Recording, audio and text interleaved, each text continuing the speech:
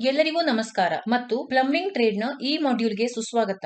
ಇಂದಿನ ವಿಡಿಯೋದಲ್ಲಿ ಎಂಎಸ್ ಅಥವಾ ಸೌಮ್ಯವಾದ ಉಕ್ಕಿನ ಪೈಪ್ಗಳು, ಜಿಐ ಅಥವಾ ಕಲಾಯಿ ಕಬ್ಬಿಣದ ಪೈಪ್ಗಳು, ಸಿಐ ಅಥವಾ ಎರಕಹೊಯ್ದ ಕಬ್ಬಿಣದ ಪೈಪ್ಗಳು ಮತ್ತು ಪಿವಿಸಿ ಅಥವಾ ಪಾಲಿವಿನೈಲ್ ಕ್ಲೋರೈಡ್ ಪೈಪ್ಗಳು ಸೇರಿದಂತೆ ವಿವಿಧ ರೀತಿಯ ಪೈಪ್ಗಳನ್ನು ಕತ್ತರಿಸಲು ನಾವು ಕಲಿಯುತ್ತೇವೆ.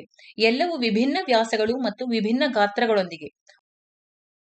ಈ ಪಾಠದ ಕೊನೆಯಲ್ಲಿ ನಿಮಗೆ ಸಾಧ್ಯವಾಗುವುದೇನೆಂದರೆ ವಿವಿಧ ಕೋನಗಳಲ್ಲಿ ವಿವಿಧ ವ್ಯಾಸದ ಎಂಎಸ್ ಪೈಪ್ಗಳನ್ನು ಕತ್ತರಿಸುವುದು, ವಿವಿಧ ವ್ಯಾಸಗಳು ಮತ್ತು ಗಾತ್ರಗಳ ಜಿಐ ಪೈಪ್ಗಳನ್ನು ಕತ್ತರಿಸುವುದು, ವಿವಿಧ ವ್ಯಾಸಗಳು ಮತ್ತು ಗಾತ್ರಗಳ ಸಿಐ ಪೈಪ್ಗಳನ್ನು ಕತ್ತರಿಸುವುದು, ವಿವಿಧ ವ್ಯಾಸಗಳು ಮತ್ತು ಗಾತ್ರಗಳ ಪಿವಿಸಿ ಕೊಳವೆಗಳನ್ನು ಕತ್ತರಿಸುವುದು.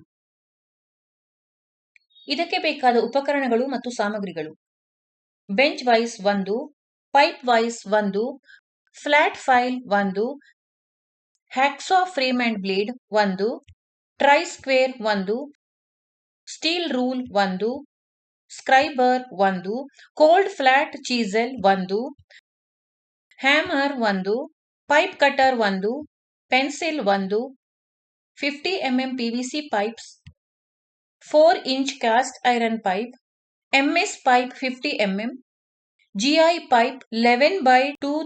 ವಿವಿಧ ಕೋನಗಳಲ್ಲಿ ಎಂಎಸ್ ಪೈಪ್ಗಳ ವಿಭಿನ್ನ ವ್ಯಾಸವನ್ನು ಕತ್ತರಿಸುವುದರೊಂದಿಗೆ ನಾವು ಪ್ರಾರಂಭಿಸೋಣ. ಇದಕ್ಕಾಗಿ ನಾವು ಕಲಿಯುವುದೇನೆಂದರೆ 90 ಡಿಗ್ರಿ ಟಿ ಶಾಖೆಯ ಅಭಿವೃದ್ಧಿಯನ್ನು ಸೆಳೆಯಲು ಆಯಾಮಗಳಿಗೆ ಅನುಗುಣವಾಗಿ ಕೊಳವೆಗಳನ್ನು ಕತ್ತರಿಸಿ ತಯಾರಿಸುವುದು, ಚೌಕವನ್ನು ಬಳಸಿಕೊಂಡು ಶಾಖೆಯ ಪೈಪ್ನ 90 ಡಿಗ್ರಿ ಕೋನವನ್ನು ಹೊಂದಿಸುವುದು, ಪೈಪ್ಗಳ ಸರಿಯಾದ ಗಾತ್ರವನ್ನು ಬಳಸಲಾಗಿದೆಯೇ ಎಂದು ಖಚಿತಪಡಿಸಿಕೊಳ್ಳಿ. 90 ಡಿಗ್ರಿ ಶಾಖೆಗಾಗಿ ಅಭಿವೃದ್ಧಿಯನ್ನು ತಯಾರಿಸಿ ಡ್ರಾಯಿಂಗ್ ಶೀಟ್ ನಲ್ಲಿ ಅದನ್ನು ಪೈಪ್ಗಳ ಮೇಲೆ ಕತ್ತರಿಸಿ ಅಂಟಿಸಿ. ಪಂಚ್ ಗುರುತಿಸಲಾದ ಪ್ರೊಫೈಲ್ನ ಉದ್ದಕ್ಕೂ ಶಾಖೆಯ ಪೈಪ್ ಅನ್ನು ಕತ್ತರಿಸಿ ಅದನ್ನು ಫೈಲ್ ಮಾಡಿ.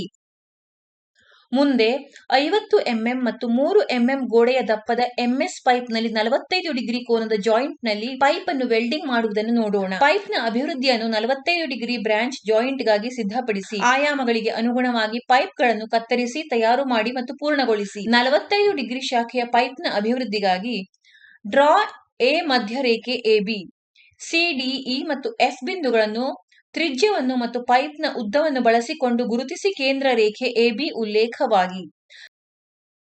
ಸಾಲಿನಲ್ಲಿ CD 45 ಡಿಗ್ರಿ ಶಾಖೆಯ ಪೈಪ್ನ ಸ್ಥಾನವನ್ನು ಪತ್ತೆ ಮಾಡಿ ಇದು G ಆಗಿರುತ್ತದೆ.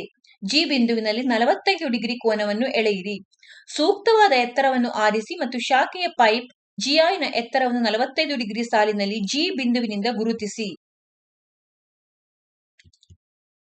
ಐ ನಿಂದ ಎರಡೂ ಬದಿಗಳಲ್ಲಿ ಸಮತಲವಾಗಿರುವ ರೇಖೆಯನ್ನು ಎಳೆಯಿರಿ. XX. ಈ XX ಡ್ರಾಯಿಂಗ್ ಅಭಿವೃದ್ಧಿಗೆ ಬೇಸ್ ಲೈನ್ ಆಗಿರುತ್ತದೆ. ಐ ನಿಂದ ಈಗ XX ಸಾಲಿನಲ್ಲಿ ಶಾಖೆಯ ಪೈಪ್ IJ ನ ಹೊರಗಿನ ವ್ಯಾಸವನ್ನು ರೂಪಿಸಿ. ಡ್ರಾ ಎ ಶಾಖೆಯ ಪೈಪ್ಗಾಗಿ ಕೇಂದ್ರ ರೇಖೆ. ಈ ಮಾರ್ಗವು ಮುಖ್ಯ ಪೈಪ್ನ ಮಧ್ಯದ ಲೈನ್ ನ AB ಅನ್ನು K ನಲ್ಲಿ ಕತ್ತರಿಸುತ್ತದೆ. GK ಸೇರಿ K ನಲ್ಲಿ GK ಗೆ ಲಂಬವಾಗಿರುವ ರೇಖೆಯನ್ನು ಎಳೆಯಿರಿ. ಅದು H ನಲ್ಲಿ CD ಯನ್ನು ಸಂಧಿಸುತ್ತದೆ. KH ಗೆ ಸೇರಿಕೊಳ್ಳಿ. ಈಗ IGKHJ ಶಾಖೆಯ ಪೈಪ್ನ ಆಕಾರವಾಗಿರುತ್ತದೆ. ಶಾಖೆಯ ಪೈಪ್ ಹೊರಗಿನ ವ್ಯಾಸಕ್ಕೆ ಸಮಾನವಾದ ಅರ್ಧವೃತ್ತವನ್ನು ಎಳೆಯಿರಿ. 0 ದಿಂದ 1 ರಂತೆ 6 ಸಮಾನ ಭಾಗಗಳಿಗಾಗಿ ವಿಂಗಡಿಸಿ. 1, 2, 2, 3, 3, 4, 4, 5 ಮತ್ತು 5 ರಿಂದ 6, 5, 6. ಈ ಬಿಂದುಗಳಿಂದ ಲಂಬ ರೇಖೆಗಳನ್ನು ಎಳೆಯಿರಿ. 1, 2, 3, 4, 5. ಈಗಾಗಲೇ ಪಾಯಿಂಟ್ 6 ರಿಂದ IG ಮತ್ತು JH ಪಾಯಿಂಟ್ 0 ರಿಂದ 2 ಲಂಬ ರೇಖೆಗಳು ಇರುತ್ತವೆ. ಈ ಲಂಬ ರೇಖೆಗಳು 6, 5, 4, 3, 2 ಪಾಯಿಂಟ್ಗಳಲ್ಲಿ GK ಮತ್ತು KH ಶಾಖೆಯ ಪೈಪ್ಲೈನ್ಗಳನ್ನು ಕತ್ತರಿಸುತ್ತವೆ.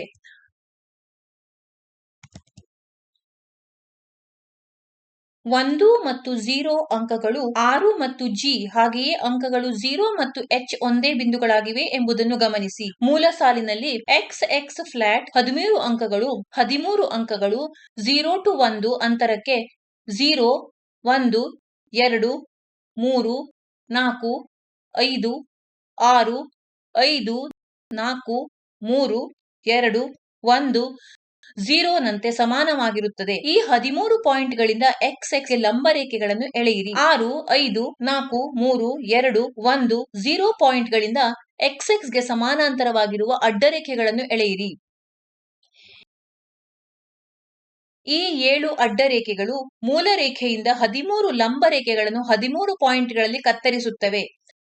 ನಿಯಮಿತ ನಯವಾದ ಕರ್ವ್ನೊಂದಿಗೆ 13 ಕಟಿಂಗ್ ಪಾಯಿಂಟ್ಗಳನ್ನು ಸೇರಿಸಿ. ಈಗ 45 ಡಿಗ್ರಿ ಶಾಖೆಯ ಪೈಪ್ಗೆ ಅಗತ್ಯವಾದ ಅಭಿವೃದ್ಧಿ ಸಿದ್ಧವಾಗಲಿದೆ. ಅಭಿವೃದ್ಧಿಯ ಅಂಚುಗಳಲ್ಲಿ 3 ರಿಂದ 5 ಮಿಲಿಮೀಟರ್ ಭತ್ಯೆ ನೀಡಿ. ಬೇಸ್ ಪೈಪ್ನಲ್ಲಿ ರಂಧ್ರವನ್ನು ಅಭಿವೃದ್ಧಿಪಡಿಸಲು ಮುಖ್ಯ ಪೈಪ್ ಮೇಲೆ ಎಬಿಗೆ ಸಮಾನಾಂತರವಾಗಿ 7 ಗೆರೆಗಳನ್ನು ಎಳೆಯಿರಿ. ಅವುಗಳೆಂದರೆ 3, 2, 1, 0, 1, 2, 3 ಅರೆವೃತ್ತದಲ್ಲಿ 0 to 1 ಅಂತರಕ್ಕೆ ಸಮನಾಗಿರುತ್ತದೆ. 0, 1, 2, 3, 4, 5ರಿಂದ ಲಂಬರೇಖೆಗಳನ್ನು ಎಳೆಯಿರಿ. 6 ಈ ಲಂಬರೇಖೆಗಳು 7 ಅಡ್ಡರೇಖೆಗಳನ್ನು ಪ್ರತಿಬಂಧಿಸುತ್ತದೆ. ಮೃದುವಾದ ವಕ್ರರೇಖೆಯೊಂದಿಗೆ ಪ್ರತಿಬಂಧಿಸುವ ಬಿಂದುಗಳನ್ನು ಸೇರಿಸಿ. ರಂಧ್ರಕ್ಕೆ ಅಗತ್ಯವಾದ ಅಭಿವೃದ್ಧಿ ಈಗ ಸಿದ್ಧವಾಗಿದೆ. ಮೊದಲನೆಯದಾಗಿ ಪೈಪ್ ವೈಸ್ ನಲ್ಲಿ ಪೈಪ್ ಅನ್ನು ಹಿಡಿದಿಡಲು ನಾವು ಅದರ ಕಾರ್ಯನಿರ್ವಹಣೆಗಾಗಿ ವೈಸ್ ಅನ್ನು ಸ್ವಚ್ಛಗೊಳಿಸಬೇಕು ಮತ್ತು ಪರಿಶೀಲಿಸಬೇಕು. ಪೈಪ್ ವೈಸ್ ನ ಚಲಿಸಬಲ್ಲ ದವಡೆಯನ್ನು ಪೈಪ್ಗೆ ಸರಿಹೊಂದುವಂತೆ ಹೊಂದಿಸಿ. ಪೈಪ್ ಅನ್ನು ಸ್ಥಿರ ದವಡೆಯ ಮೇಲೆ ಇರಿಸಿ, ದವಡೆಯ ಹತ್ತಿರ ಕತ್ತರಿಸಿ, ನಂತರ ಚಲಿಸಬಲ್ಲ ದವಡೆಯನ್ನು ಬಳಸಿ ಪೈಪ್ ಅನ್ನು ಬಿಗಿಗೊಳಿಸಿ. ಅಗತ್ಯವಿರುವ ಉದ್ದವನ್ನು ಗುರುತಿಸುವುದು. ರೇಖಾಚಿತ್ರದ ಪ್ರಕಾರ ಉದ್ದವನ್ನು ಅಳೆಯಿರಿ. ಪೈಪ್ ಸುತ್ತಲೂ ಗುರುತಿಸಲಾದ ಸ್ಥಳಗಳಲ್ಲಿ ಆಯತಾಕಾರದ ಕಾಗದದ ಹಾಳೆಯನ್ನು ಕಟ್ಟಿಕೊಳ್ಳಿ. ಕಾಗದದ ಅಂಚುಗಳನ್ನು ಒಟ್ಟಿಗೆ ತನ್ನಿ. ಪೆನ್ಸಿಲ್ ನೊಂದಿಗೆ ಕಾಗದದ ಅಂಚಿನ ಸುತ್ತಲೂ ಗುರುತಿಸಿ. ಜಿಐ ಪೈಪ್ ಕತ್ತರಿಸುವುದು. ಚಾಕು ಅಂಚಿನ ಫೈಲ್ ಸಹಾಯದಿಂದ ಕತ್ತರಿಸುವ ಸಾಲಿನಲ್ಲಿ ಸಣ್ಣ ವಿ ತೋಡು ಮಾಡಿ. ಹ್ಯಾಕ್ಸಾದಲ್ಲಿ ಉತ್ತಮವಾದ ಟೂಲ್ ಬ್ಲೇಡ್ ಅನ್ನು ಸರಿಪಡಿಸಿ ಮತ್ತು ಹ್ಯಾಕ್ ಗರಗಸದ ಹ್ಯಾಂಡಲ್ ಅನ್ನು ಬಲಗೈಯಿಂದ ಮತ್ತು ಹ್ಯಾಕ್ ಗರಗಸದ ಚೌಕಟ್ಟನ್ನು ಎಡಗೈಯಲ್ಲಿ ಹಿಡಿದಿಟ್ಟುಕೊಳ್ಳಿ. ಬ್ಲೇಡ್ ನ ಪೂರ್ಣ ಉದ್ದಕ್ಕೆ ಪ್ರತಿ ನಿಮಿಷಕ್ಕೆ 40-50 ಸ್ಟ್ರೋಕ್ ನಲ್ಲಿ ಗುರುತಿಸಲಾದ ತೋಡಿನ ಮೇಲೆ ಬ್ಲೇಡ್ ಅನ್ನು ಇರಿಸಿ. ಕತ್ತರಿಸುವಾಗ ಶೀತಕವನ್ನು ಬಳಸುವುದನ್ನು ಖಚಿತಪಡಿಸಿಕೊಳ್ಳಿ.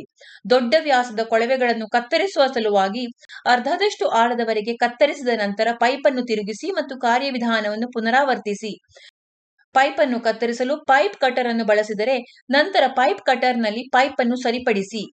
3 ಚಕ್ರಗಳು ಪೈಪ್ನೊಂದಿಗೆ ಸಂಪರ್ಕಕ್ಕೆ ಬರುವವರೆಗೆ ಕಟರ್ ಅನ್ನು ಹೊಂದಿಸಲು ಹ್ಯಾಂಡಲ್ ಅನ್ನು ತಿರುಗಿಸಿ. ಪೈಪ್ ಸುತ್ತಲೂ ಪೈಪ್ ಕಟರ್ ಅನ್ನು ತಿರುಗಿಸಿ.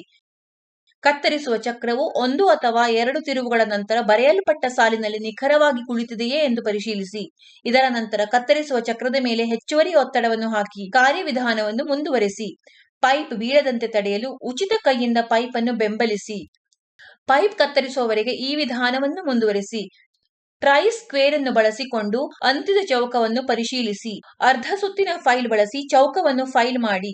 ಕಟರ್ ಸ್ಥಿತಿಯನ್ನು ಪರಿಶೀಲಿಸಿ. ನಂತರ ಅದನ್ನು ಸಂಪೂರ್ಣವಾಗಿ ಸ್ವಚ್ಛಗೊಳಿಸಿ. ವಿಭಿನ್ನ ವ್ಯಾಸಗಳು ಮತ್ತು ಗಾತ್ರಗಳ ಎರಕ ಹೊಯ್ದ ಕಬ್ಬಿಣ ಅಥವಾ ಸಿಐ ಪೈಪ್ಗಳನ್ನು ಕತ್ತರಿಸಲು ಕಲಿಯುವುದು ನಮ್ಮ ಮುಂದಿನ ಹಂತವಾಗಿದೆ. ಅಗತ್ಯವಿರುವ ಪೈಪ್ನ ಉದ್ದವನ್ನು ಅಳೆಯಿರಿ ಮತ್ತು ಕಟ್ ಮಾಡಬೇಕಾದ ಪೈಪ್ ಸುತ್ತಲೂ ಗುರುತು ಮಾಡಿ.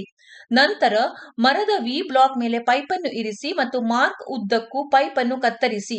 ಪೈಪ್ ಸುತ್ತಲೂ 3 ಅಥವಾ 4 ಕಡಿತಗಳ ನಂತರ ಪೈಪ್ನ ತುದಿಯನ್ನು ಟ್ಯಾಪ್ ಮಾಡಿ.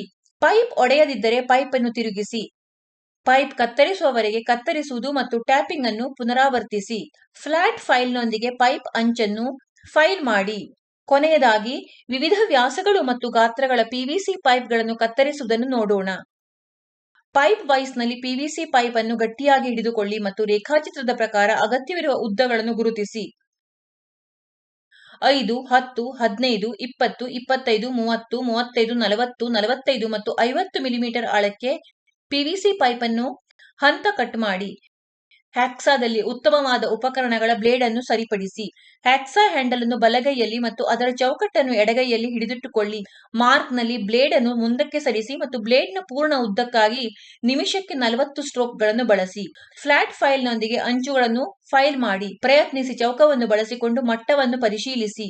ನಾವು ಕಲಿತಿರುವುದೇನೆಂದರೆ ವಿವಿಧ ಕೋನಗಳಲ್ಲಿ ವಿವಿಧ ವ್ಯಾಸದ ಎಂಎಸ್ ಪೈಪ್ಗಳನ್ನು ಕತ್ತರಿಸುವುದು, ವಿವಿಧ ವ್ಯಾಸಗಳು ಮತ್ತು ಗಾತ್ರಗಳ ಜಿಐ ಪೈಪ್ಗಳನ್ನು ಕತ್ತರಿಸುವುದು, ವಿವಿಧ ವ್ಯಾಸಗಳು ಮತ್ತು ಗಾತ್ರಗಳ ಸಿಐ ಪೈಪ್ಗಳನ್ನು ಕತ್ತರಿಸುವುದು, ವಿವಿಧ ವ್ಯಾಸಗಳು ಮತ್ತು ಗಾತ್ರಗಳ ಪಿವಿಸಿ ಕೊಳವೆಗಳನ್ನು ಕತ್ತರಿಸುವುದು. ಇದರ ಬಗ್ಗೆ ನಿಮಗೆ ಸ್ಪಷ್ಟ ತಿಳುವಳಿಕೆ ಇದೆ ಎಂದು ನಾನು ಭಾವಿಸುತ್ತೇನೆ. ಎಲ್ಲರಿಗೂ ಧನ್ಯವಾದಗಳು ಮತ್ತು ಮುಂದಿನ ವಿಡಿಯೋದಲ್ಲಿ ನಿಮ್ಮನ್ನು ಭೇಟಿ ಮಾಡುತ್ತೇವೆ.